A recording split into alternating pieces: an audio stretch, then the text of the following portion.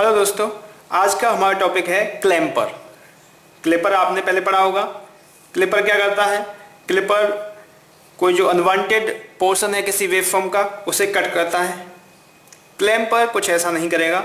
Clamper जो waveform का shape है उसे डिस्टर्ब नहीं करेगा। जो वेवफॉर्म का शेप है उसे प्रिजर्व करेगा। वेवफॉर्म की शेप वही रहेगी, उसमें सिर्फ एक डीसी वैल्यू ऐड करेगा। So we can say a circuit which adds DC value to an AC waveform without changing its shape is called as clamper. ठीक है? तो basically clamper is used to reinsert DC voltage level into an AC waveform which has lost its DC by passing through an electronic processing circuit such as amplifier. अगर जैसे हमने कोई input apply किया है किसी इलेक्ट्रॉनिक प्रोसेसिंग सर्किट में जैसे कि एम्पलीफायर, तो उससे क्या होता है, उसका जो डीसी होता है वो लॉस्ट हो जाता है। तो उस डीसी को दोबारा ऐड करने के लिए हमें क्लैंपर की जरूरत पड़ती है। तो यहाँ पर आप एक एग्जांपल देख सकते हैं। यहाँ पर हमने एम्पलीफायर यूज किया है, तो एम्पलीफायर के इनपुट पर हमने एक वीक एसी सिग्नल दिया है जिसमें कुछ डीसी भी है।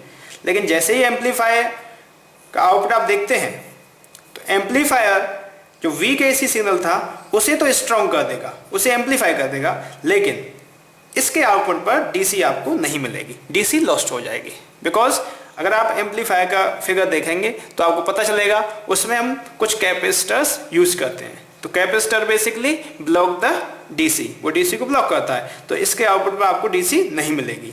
तो हमारी रिक्वायरमेंट है जो सिग्नल है उसमें डीसी भी होना चाहिए, तो उसके लिए हम क्या यूज करेंगे, क्लैंपर यूज करेंगे। ठीक है, तो क्लैंपर यूज करेंगे तो उससे क्या होगा, डीसी भी ऐड हो जाएगा। तो आउटपुट पर जो सिग्नल हमें मिल रहा है उसमें स्ट्रॉन्ग एसी होगा और साथ में डीसी भी होगा। तो इस तरीके से आप सिग्नल को, एसी को और डीसी को दोनों को प्रिजर्व कर सकते हैं। जल्दी इसका अगर प्रैक्टिकल एग्जाम्पल मैं देता हूँ तो आप टीवी में जो वॉल्यूम बढ़ाते हैं बेसिकली, तो टीवी में वॉल्यूम बढ़ाने का मतलब डीसी लेवल ऐड करना ही होता है। ठीक है ना, तो हमें डीसी लेवल उसमें ऐड करनी होती है। Now come to the classification of the clamper. Clamper का बहुत वाइड क्लासिफिकेशन नहीं है जैसे आपने क्लिपर में देखा था। यहाँ पर सिर्फ जो क्लैंपर है वो नेगेटिव क्लैंपर हो सकता है या फिर पॉजिटिव क्लैंपर हो सकता है। ठीक है, इसमें भी बाइस्ड और अनबाइस्ड हो सकता है। नेगेटिव क्लैंपर का मतलब है कि हम ऐड कर रहे हैं नेगेटिव डीसी वोल्टेज। अगर हम नेगेटिव डीसी वोल्टेज ऐड करेंगे इसका मतलब वेवफॉर्म डाउनवर्ड शिफ्ट हो जाएगी, waveform will shift to the downward direction. ठीक है ना।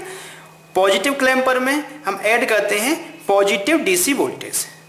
जब आप पॉजिटिव डीसी वोल्टेज ऐड करेंगे तो उससे क्या होगा, वेवफॉर्म अपवर्ड डायरेक्शन में शिफ्ट हो जाएगी। वो आप फर्दर देखेंगे आगे, जो हम इन्हें डिस्कस करेंगे डिटेल में, तो वहां पर आपको ये चीज देखने को मिलेगी। ठीक है, तो we are starting with the negative clamper. सबसे पहले मैं नेगेटिव क्लैंपर की बात करूंगा।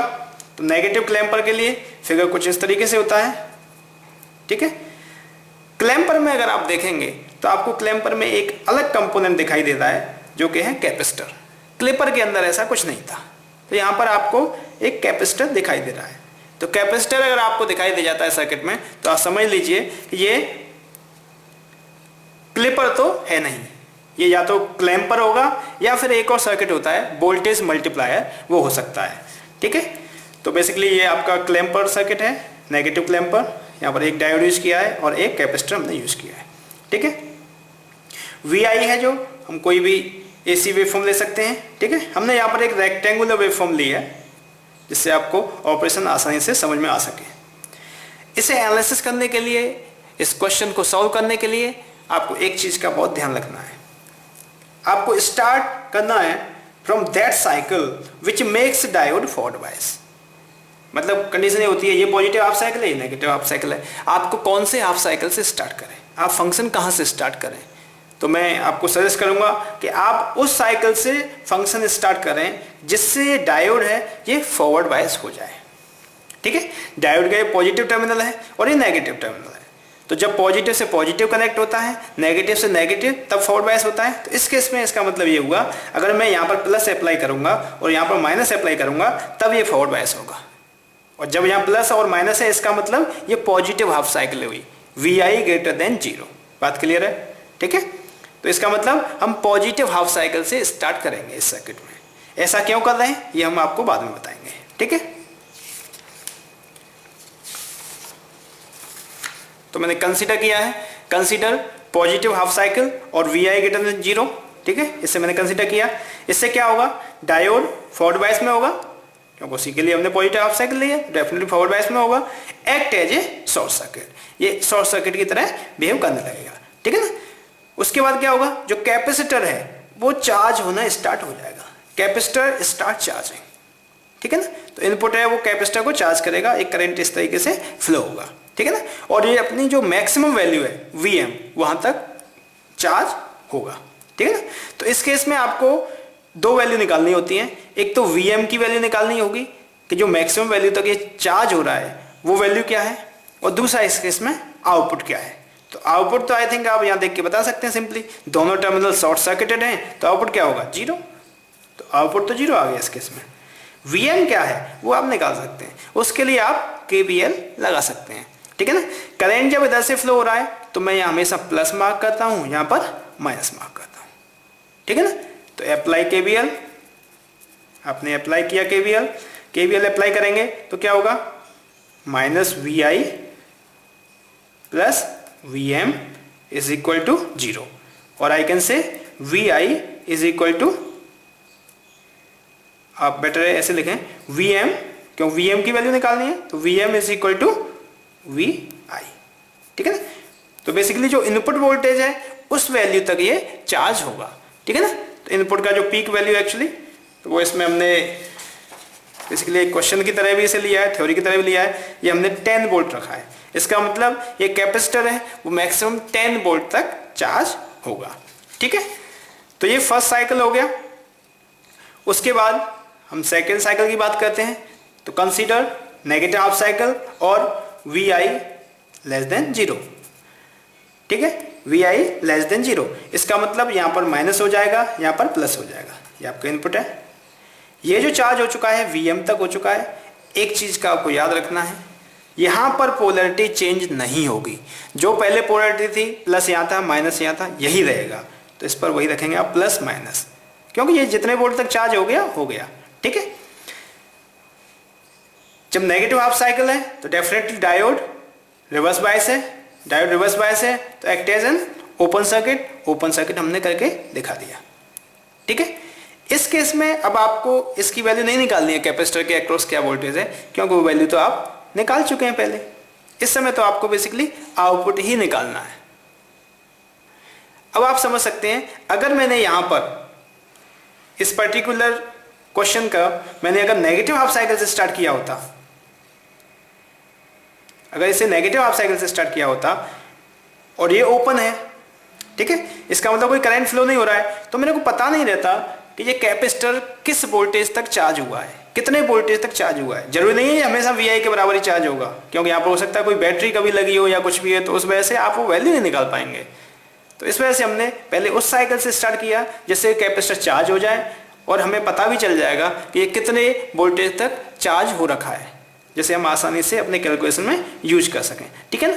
तो यहाँ पर हमें मालूम है कि ये Vm तक चार्ज हो रखा है और Vm की वैल्यू हमने 10 वोल्ट ले रखी है, ठीक है। ये हो गया। यहाँ पर V आउट अगर आपको निकालना है तो डेफिनेटली आपको KVL अप्लाई करना होगा, ठीक है। V आउट अगर आपको निकालना है KVL अप्लाई करना होगा। यहाँ पर प्लस है माइनस है, V आउट निकालना है तो apply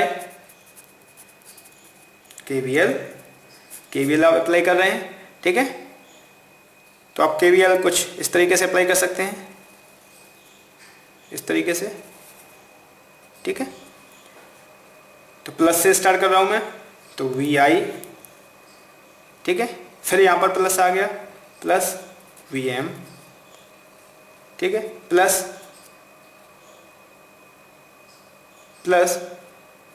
V0 is equal to 0, ठीक है।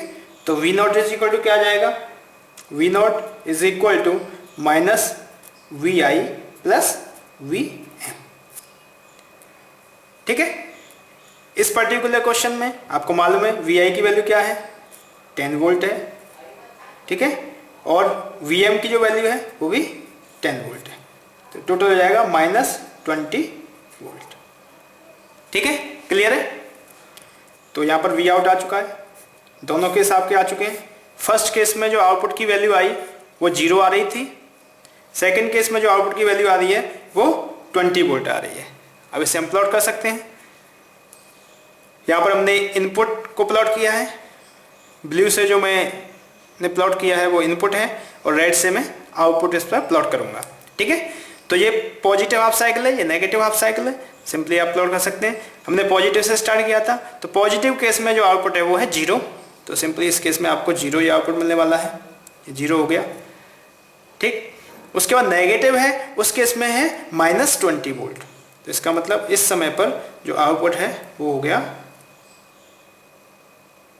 20 वोल्ट। आगे फिर वही साइकिल रिपीट होगा, तो इस तरीके से ये है -20 वोल्ट। ठीक है, तो ये आपका क्वेश्चन सॉल्व हो गया। यहां पर आप देखें तो वेव फॉर्म बेसिकली जो ये वेव फॉर्म थी ये नीचे खिसक गई है, 10 वोल्ट से नीचे खिसक गई है। अगर 10 वोल्ट से मैं नीचे लाऊंगा तो ये चीज यहां पर आ गई। ठीक है, और ये चीज अगर यहां पर आ जाएगी तो नीचे आपको मिलेगा एकदम 20 वोल्ट मिलेगा, 20 वोल्ट का एक वेव फॉर्म मिलेगा। सिंपली आपको ये देखना है कि टोटल वोल्टेज है वो 20 वोल्ट होना चाहिए। जो पहले ही था वो आपका -10 से -10 पीक टू पीक वैल्यू आप देख रहे हैं, तो कितना है 20 वोल्ट। उसके बाद जब ये शिफ्टिंग हो गया तो भी 0 से लेके -20 वोल्ट तक है, इसका मतलब अब भी 20 वोल्ट का ही पीक टू पीक वैल्यू है। तो क्लैंपर में यही खासियत है कि जो वोल्टेज है वो आपका सेम वही रहना है। ठीक है ना, और वो इस वजह से रह रहा है क्योंकि इसमें जो वेव फॉर्म है उसकी शेप चेंज नहीं होनी है, सिंपल डीसी लेवल ऐड होना है। ठीक है ना, तो उससे प्लस नीचे जा सकता है या फिर ऊपर जा सकता है। तो यहाँ पर आपने देखा ये नेगेटिव साइड में गया है, नीचे की साइड में गया है। ठीक है ना, तो ये आपका नेगेटिव क्लैंपर हो गया।